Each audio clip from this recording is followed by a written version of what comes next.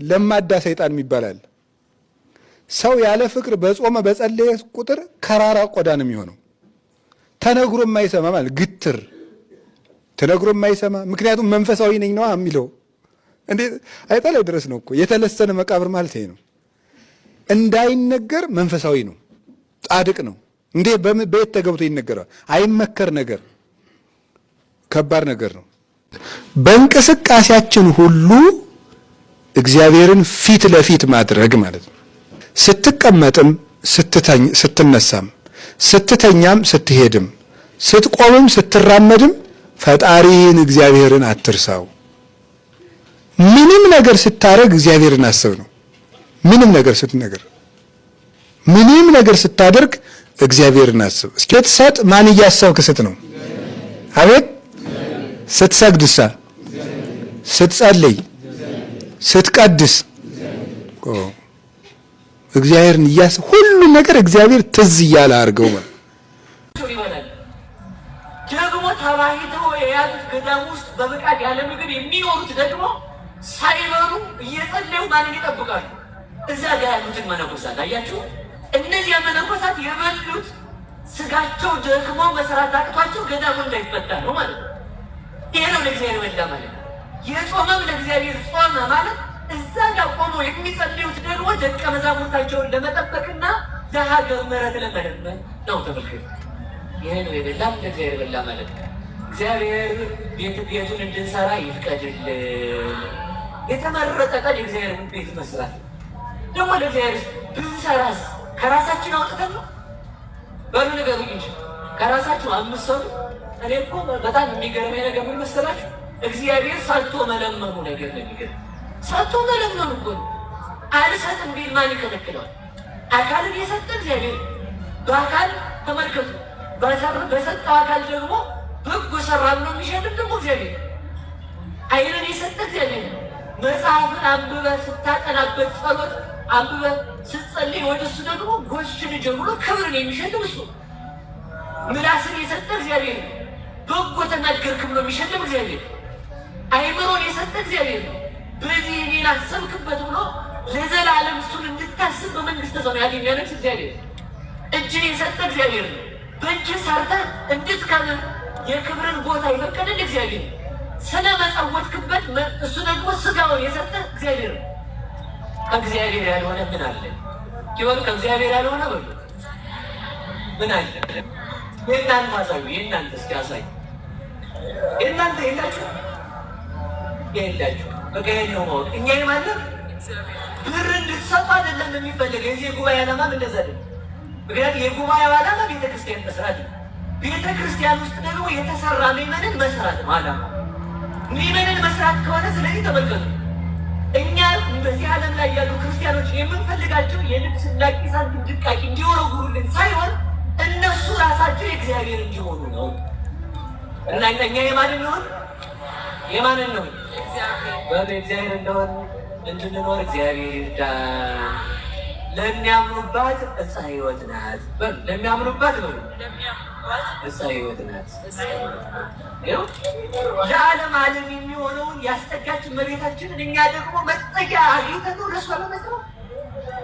ለዕፀ ሕይወት እንኳን ለዕፀ ሕይወት ለቦርሳችሁ ቦታ አለው እኮ ቤት ትልቅ ዕቃ ቤታችሁ ሊኖር እኮ እንቅልፍ ያሰድራችሁ። ትልቅ ነገር በዚህ ዓለም መገለጫ ዓለምን ሰማይ ያደረገችው ድንግል ማርያም ነው። መሬትን እኮ ሰማይ ነው ያደረገች። ሰማይ ተመልከቱ። ሰማይ የሚኖረው እግዚአብሔር መሬት ከመጣ ሰማይ መሄድኔ ለምን ይላል? ተመልከቱ። ደራሲው እንዲህ ይላል፣ ኢይትሜነዮ ለታቦር እስመ ታቦር አነ። እኔ ደብረ ታቦርን አልመኘው፣ እኔ ራሴ ደብረ ታቦር ነኝ ማለት ደብረ ታቦር ብርሃነ መለኮቱን የገለጠበት ቦታ ነው። እዚያ ግን ክርስቶስ ስጋውን አልቆረሰበትም፣ ደሙን አላፈሰሰበትም። እኔ ግን ራሴ ደብረ ታቦር ነኝ ማለት ተመልከቱ። የክርስቶስ ስጋና ደም በእኔ ከኔ ጋር ተዋህዶ ይኖራል። ስለዚህ እያንዳንዱ ሰው የክርስቶስ የብርሃኑ የክብሩ የባህሪው የጸጋው መገለጫ መሆን ይችላል ማለት ነው። እግዚአብሔር መገለጫ እንዲያደርግን መልካም ፈቃዱ ይሆንልን። ዕፀ ሕይወት ለእንተ ይትመረኮስዋ ማለት በነገራችን ላይ አንድ ነገር ብቻ ተናግሬ ወርቁ ጋር አምጥቼ ትምህርቴን ልጠቅልለው ባለኝ ደቂቃ ማለት ነው። እንደምትሄዱ ተረድቻችኋለሁ። የመጀመሪያው ዕፀ ሕይወት የምትባለው ሁላችሁም ታውቃላችሁ። አታውቁም? አንድ ነገር ልንገራችሁ። አዳም በገነት ነበረ። በገነት የአዳም ታሪክ ሊደረግ አይደለም እንዳትረኝ። በገነት ነበር። በገነት ውስጥ ሲኖር እግዚአብሔር ሁሉን ሰጠው። ዕፀ በለስን አትብላ አለው። የምታውቁት ታሪክ ነው። በዚያ መካከል ግን ተመልከቱ፣ እግዚአብሔር 4 እጽዋትን በዕፀ ሕይወት ዙሪያ አብቅሏል። ከዚያ መካከል ልዩ ዛፍ የምትባል ዕፀ ሕይወት ናት። ማናት? ነገሩኝ እንጂ ይህች ዕፀ ሕይወት በጣም ልብ ብላችሁ ስሙ። ፍሬዋ የጋን መክደኛ ያህላል።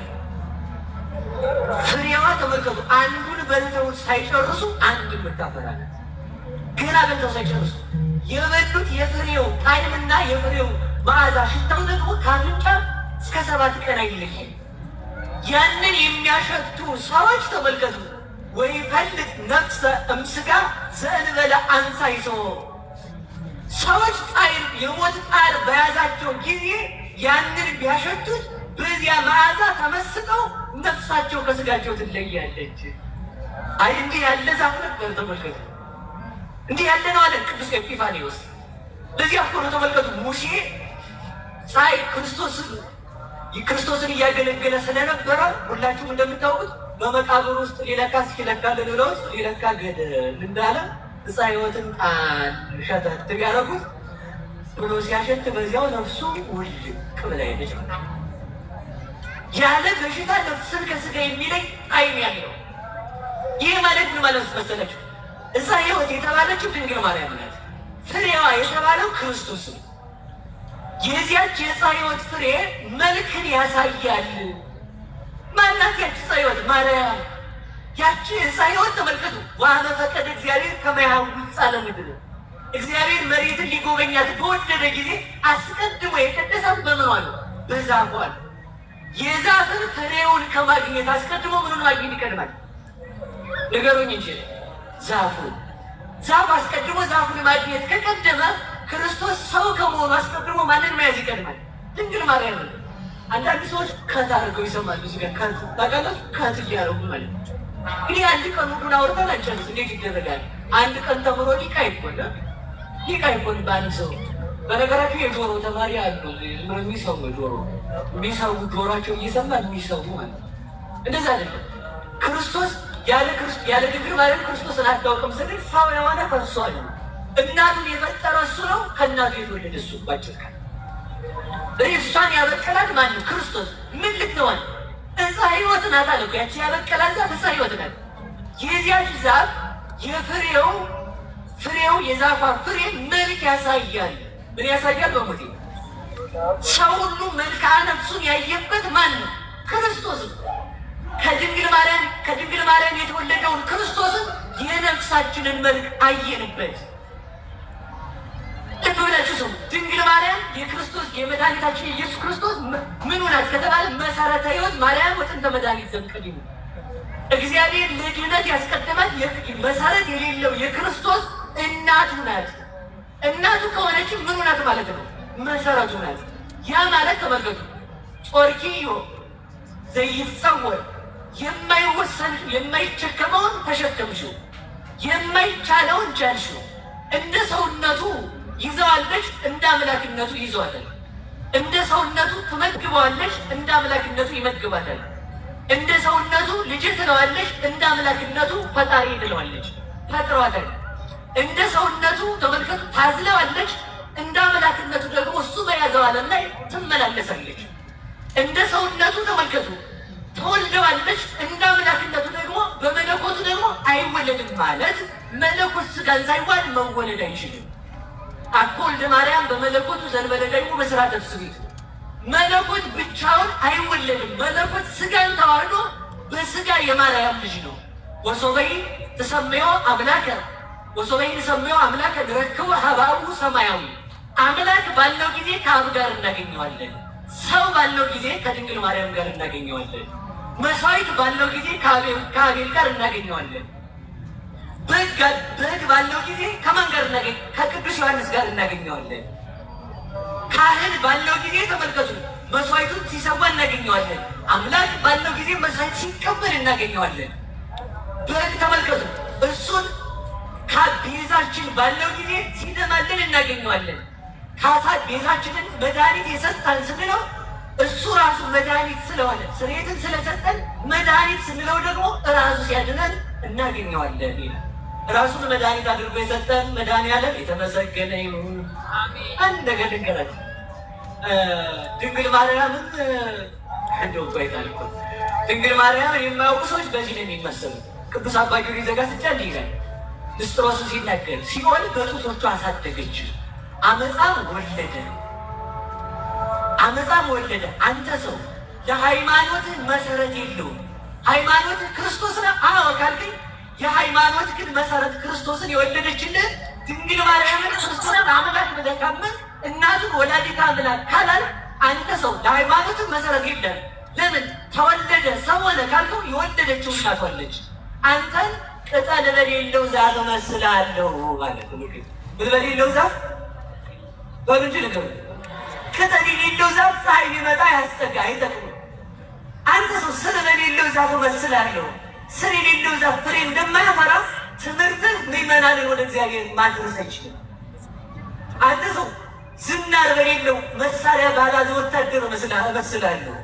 መሳሪያ ያላዘ ወታደር ጠላት ሊመጣ መማረኩ ነው።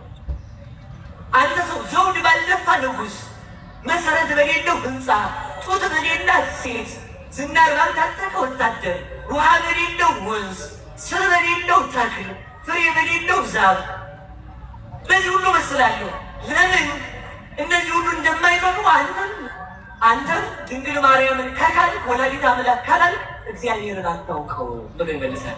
ድንግል ማርያምን የሰጠን መድኃኒዓለም የተመሰገነ ይሁን። እፃ ሕይወቶችን ብቻ ተናግሬ ትምህርቴን ልጠቅልል። ሰዓታችን አልቋል። 5 ደቂቃ ተጠቅሜ ትምህርቴን ልጠቅልለው። እስኪ እፃ ሕይወት በሉ። ለሚያምኑባት ሁሉ ምንድን ናት በሉ እንጂ ንገሩ። እፃ ሕይወትን አትመልከቱ፣ ለሚመረኮዙ ተመልከቱ። ልብ ብላችሁ ስሙ። የ5500 ዘመን ዕዳ የቀረው ድንግል ማርያም ጊዜያን ያህል ዘመን የነበረ መርገም የተወገደ ማለት ነው። ዘይ ምን እንላታለን? ሕይወት ክርስቶስን ያዝሽልን። የዚያች ዛፍ ፍሬዋ እንደሚበላ መድኃኒት እንደሚሆን ተመልከቱ።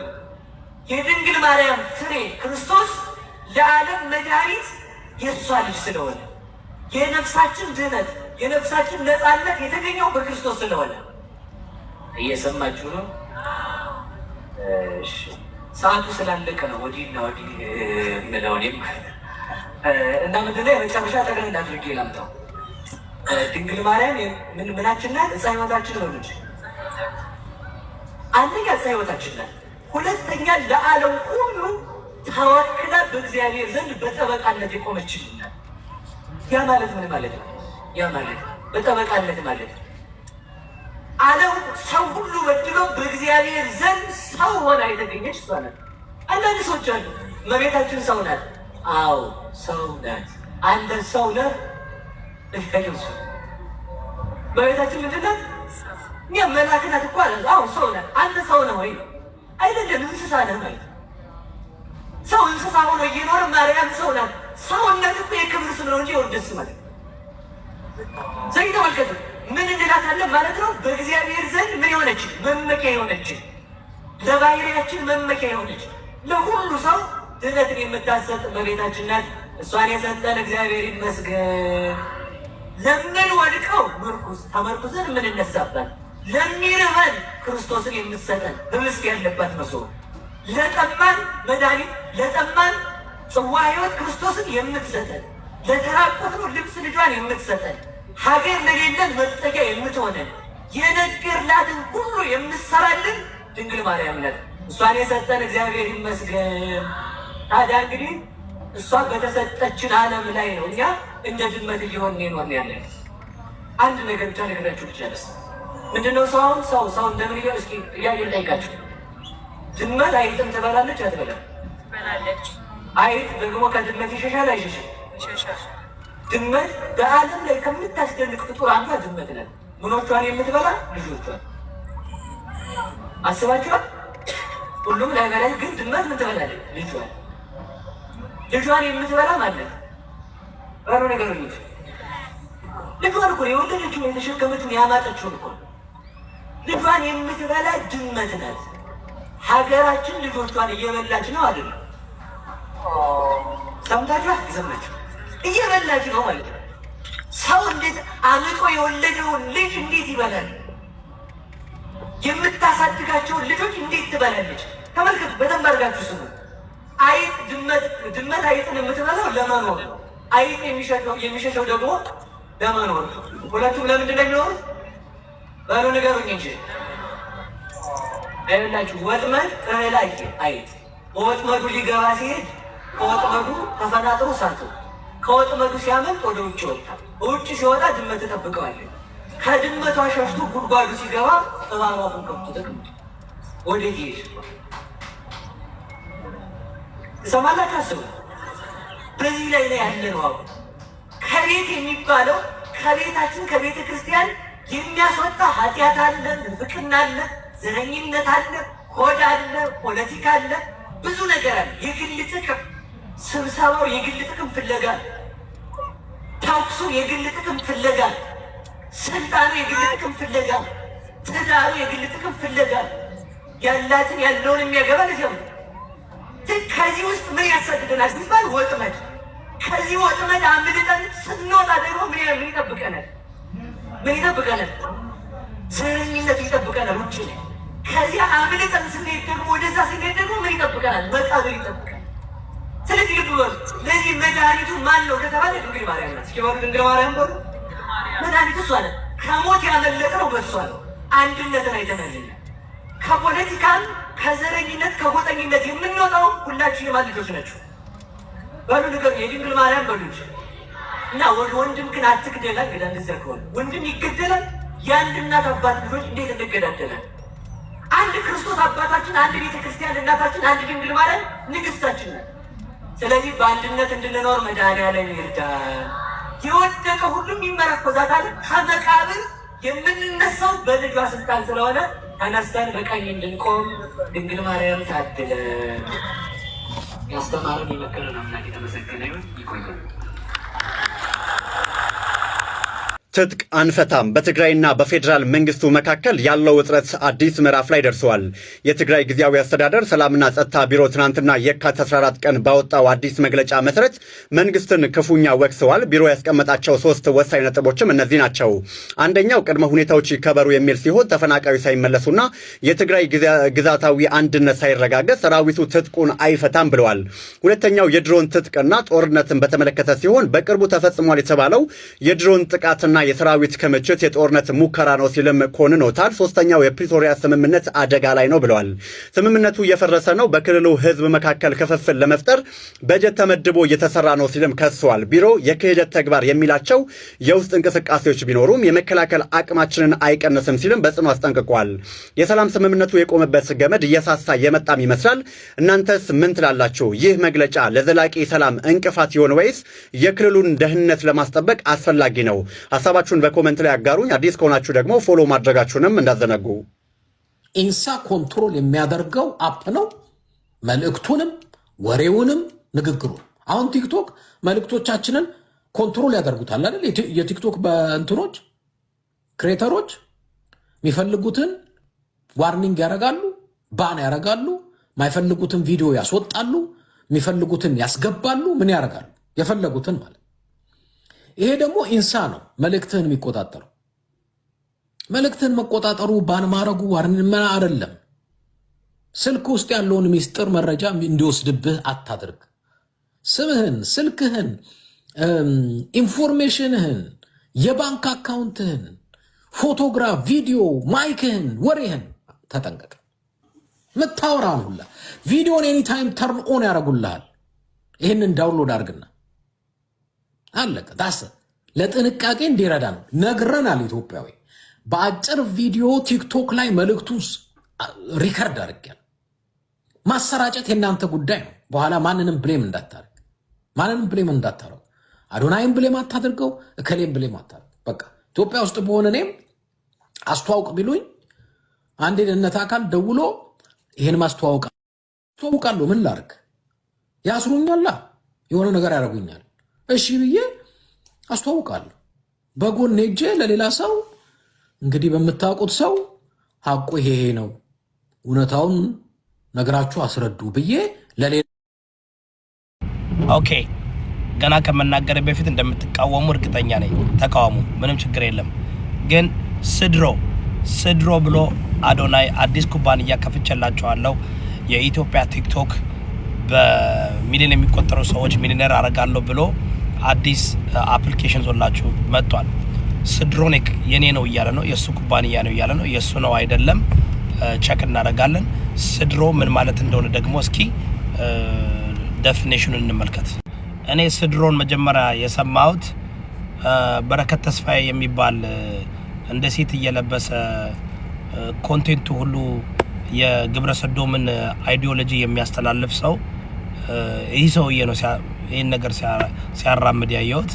ግን ስድሮ ምን ማለት ነው?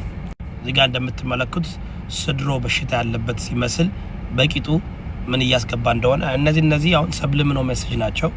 ወንድ ልጅ ቂጡን እንደዚህ በአደባባይ እንትን እያደረገ የሚሰራ ከሆነ ሁሌ የልጅ እንደ ሴት ነው የሚሰራውና የስድሮ ኩባንያን አስተዋዋቂ ማለት ነው ዋናው። አሁን ግን አዶናይ ቴክ ኦቨር እያደረገ ነው።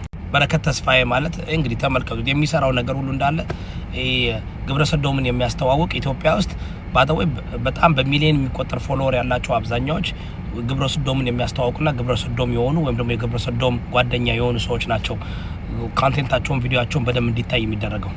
አሁን ግን ያው አዶናይ ሁሉ ነገር አሁን ለአዶናይ ስለሚሰጠው አዶናይ የኔ ነው ብሎ እየዋሻችሁ ነው። የሱ አይደለም፣ እሱ ክሬተር አደረገውም። ግን ምን ማለት ነው ሲንድሮ ማለት ምን ማለት ነው? እስኪ እንመልከተው። እስኪ a syndrome often misspelled as a syndrome is a collection of or group of medical signs and symptoms that occur together characterized a specific identifiable pattern of a disease, disorder or condition.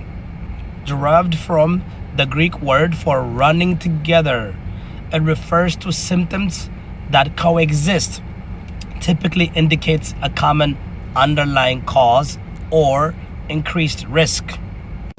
Key aspect of a syndrome or a SIDRO. Definition: it is a set of concurrent behavior, emotional or physical symptom. Origin: the terms come from the Greek syn, together, and dromos, are running, meaning symptom running together. Example: common example includes Down syndrome, irritable bowel syndrome, chronic fatigue syndrome, and metabolic syndrome. ቲክቶክ ራሱ የሳይኮሎጂካል ዌፐን መጠቀሚያ እንደሆነ ታውቃላችሁ አይደል? ራሳችሁን ካላወቃችሁ እኮ በጣም ብዙ ነገር። ለዚህ ነው አገራቶች እየተጣሉበት ያለው። ለዚህ ነው አሜሪካ መግዛት ያለበትና ኢትዮጵያ ውስጥ የገባው ሲድሮ የሚለው ሙቭመንት ምን ለማድረግ ነው? ህዝቡን ወደ ደረጃ ለመውሰድ ነው። ይህን ነገር መጠንቀቅ አለባችሁ። እነዚህ ሰዎች ይህን ፕሮሞት እያደረጉ ያሉት ከኋላ ባኪንግ የሚያደርግ አንደኛ የነሱ ኩባንያ አይደለም፣ ከኋላ ባኪንግ ኩባንያ ያሉት ኢትዮ ኢንፍራቴክ የሚባል ኩባንያ ያለ ከጀርባው። የኔ ጥያቄ የብልጽግና መንግስት ለምንድን ነው ይህን እየፈቀደ ያለው? ሜቢ ዶላር ስለሚያገኝበት ነው። ሜቢ ህዝቡን የመቆጣጠር ቻንሱ ከፍ ያለ ስለሆነ ነው። ኢማጂን ኢትዮጵያ የራሱ ቲክቶክ እንደዚህ ክሬት ቢያደርግና መቆጣጠር የፈለገውን ቦል ማጥፋት የፈለገውን ፕሮሞት ማድረግ እንዲችል ይደረጋልና ለማንኛውም ኢንትረስቲንግ በደንብ አድርጋችሁ እስኪ ሪሰርች አድርጉት። ይሄ እኔ እንኳን ሁሌ ተቃዋሚ ስለምባል ጀስት እንደ አይዲያ ልስጣችሁ ብዬ ነው። እሸቱ እዚህ ቪዲዮ ላይ ያለውን ሰው እያታቆም፣ እንደዚህ ፎቶ ላይ ያለውን ሰው እያታቆም፣ ካናዳ ይላከኝ፣ እኔን አሜሪካ ይላከኝ፣ ጣሊያን ሚልከኝ ሰውዬ ይሄ ሰውዬ ነው። ወደ ካናዳ መሄድ የምትፈልጉ ሰዎች ይሄን ሰውዬ አናግሩ እያልክ አንተ ማስታወቂያ ሰራ። ለዚህ ሰውዬ ጋር ቤቱ ካናዳ ድረስ ሄዳል እንዴ ማስታወቂያ ሰርተ ህዝቡ እንዳለ የተጨበረበረው። ዛሬ መጥቶ ምን ይላል? ምንም ነገር አላውቅም። በማስታወቂያዎች ውስጥ በደብና አድርገህ እጅህን አሰርተ ቅርጥፍ አድርገህ የዚህ ልጅ ሀብር በልተሃል። ምንድን ነው የምትከራከረው? ገንዘብ በቀላሉ ሜክ እያደረክ ነው። ግን ሱስ በቃ ሱስ የማጭበርበር ሱስ እኮ ነው ኢትዮጵያ ውስጥ የተጠናወተን እንጂ ገንዘብ ያላችሁ ሰዎች ናችሁ ደግሞ ሱስ እየሆነባችሁ ያሉትና ይሄ እንደ ህዝብ አጭበርብረ ነው በዚህ ህዝብ ላይ ራባቮር ነዳው ምናምን እያልክ የምታቀራራው እንጂ በጣም ብዙ እንባዎች አሉ በአንተ እጅ ላይ። የደሃ ህዝብ ያለቅሳል። ማን ይከሳል? አንተን አሁን በምን አቅሙ አንድ ደሃ መክሰስ ይችላል? አዲስ አበባ ላይ መጥቶ የክፍለ ሀገር ሰው አዲስ አበባ ላይ መጥቶ ፌደራል ፍርድ ቤት የሚቀርበው በየክፍለ ከተማው ሊንከራተትልህ ነው፣ በየወረዳው ሊንከራተትልህ ነው። እርግፍ አድርጎ ነው የሚተውና አንተ ለምዳል። ይሄ በቤተክርስቲያን በይዘው ማጭበርበር የለመደ ሰው ለምንም ነገር አይመለስም። አንተ የገዳም ማሰረት ምናምን እያልክ ከቤተክርስቲያን ጋር በሼር ስትሰራ የነበርክ ሰውዬንና ለቤተክርስቲያን የማትራሩ ሰዎች ለማንም ማትራሩ ችሏል ማለት ነው። በሚገርም ሁኔታ አንዲት እህታችንና ሌላ አንድ ወንድማችን ነው የቻሉት ማለት ነው። እኔ የቱን የት እንደማደርገው ሁላ ግራ ስለገባኝ ነው። አባታችን ይቅርታ ይደረግልኝ፣ ያውቃሉ እነሱ። እንግዲህ ቀጥሎ የአሸንዳ ስራውን እነዚህ ከቻሉት በኋላ ቀጥታ ይሄድ ነው ወደ የድንጋይ ስራው ነው። ለሲሚንቶ ብቻ ነው ቀርቶ የነበረው። እሱ ላይ ከነገርን በኋላ ሁሉም ተጠቃሎ እስከ 7ኛ ያለው አልቋል ማለት ነው። ያን ከጨረስን በኋላ ወደ ልብሰ ተክህኖ ይሄድ ነው። በቃ ይሄ የቀለማ ቀለሙ የብራቱ ከጨረስን በኋላ ንዋያተ ቅድሳቱን ወደ ማሟላት ነው የገባ ነው። የመጀመሪያውን ለጥፌላቸዋለሁ። የልብሰ ተክህኖውን አንዲት እህታችን ናት። ልብሰ ተክህኖውን የቅዳሴውን 120 ሺህ፣ መስቀል መጾር በቁጥር 2 16 ሺህ፣ ጽዋ የግሪክ 1 23 ሺህ፣ 4 የስጋው ደግሞ ማውረጃ አጎበሩን በቁጥር 1 8 ሺህ፣ በአጠቃላይ አንዲት እህት ከሰራዊተ ጌዴዎን እህታችን ችለዋለች። ሁለተኛውን ዙር ደግሞ ያረኩት መሶበ ወርቅ 5000፣ መባረኪያ መስቀል 2 25 ሺህ፣ መጎናጸፊያ በቁጥር 1 2000፣ ድባቤ ታቦት በቁጥር 2 16 ሺህ፣ የእጅ መስቀል በቁጥር 2 የአንዱ ዋጋ 1500 3000፣ ቃጭል በቁጥር 1 4000። በአጠቃላይ ይሄም የመጣውን ብር አንዲት እህታችን ይሄ የኔ ነው ማንንም አይመለከትም አያገባም በማለት ዘግተዋለች ማለት ነው።